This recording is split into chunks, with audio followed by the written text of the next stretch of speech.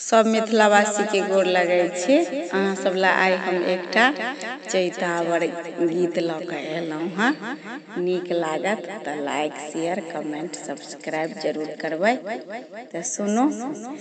चढ़ल चैत उक पतिया हो रामा, चैत शुभ दिनमा, चढ़ल चैत उक पतिया हो रामा, चैत शुभ दिनमा।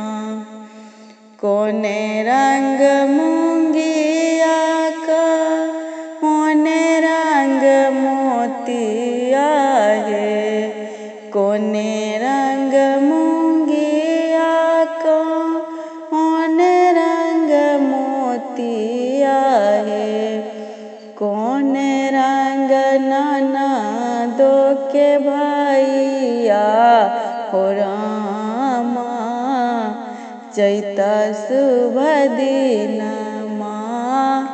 कोने रंग नाना दो के भैया हो रामा, चैत शुभ दिनमा।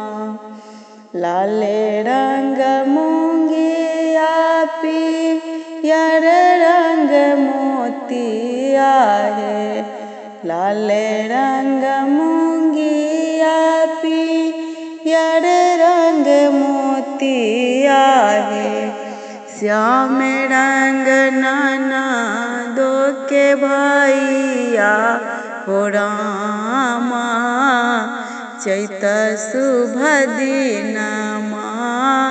श्यामल रंग नाना दो के भैया हो रामा, चैत शुभ दिनमा।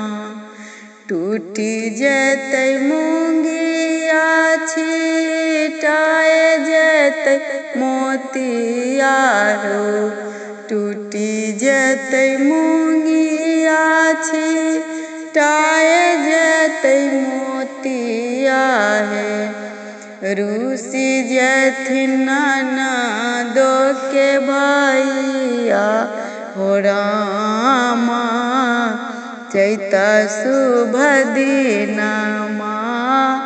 रूसी जेथिन नाना दो के भैया हो रामा, चैत शुभ दिनमा।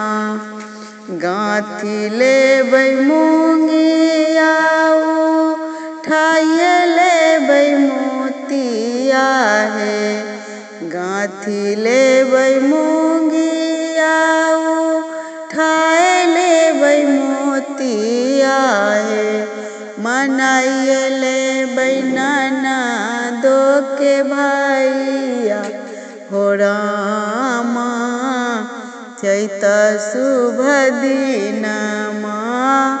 मनाए लेबै नाना दो के भैया हो रामा, चैत शुभ दिनमा। चढ़ल चैत उक पतिया हो रामा, चैत शुभ दिनमा। चढ़ल चैत उत पतिया हो रामा, चैत शुभ दिनमा। धन्यवाद।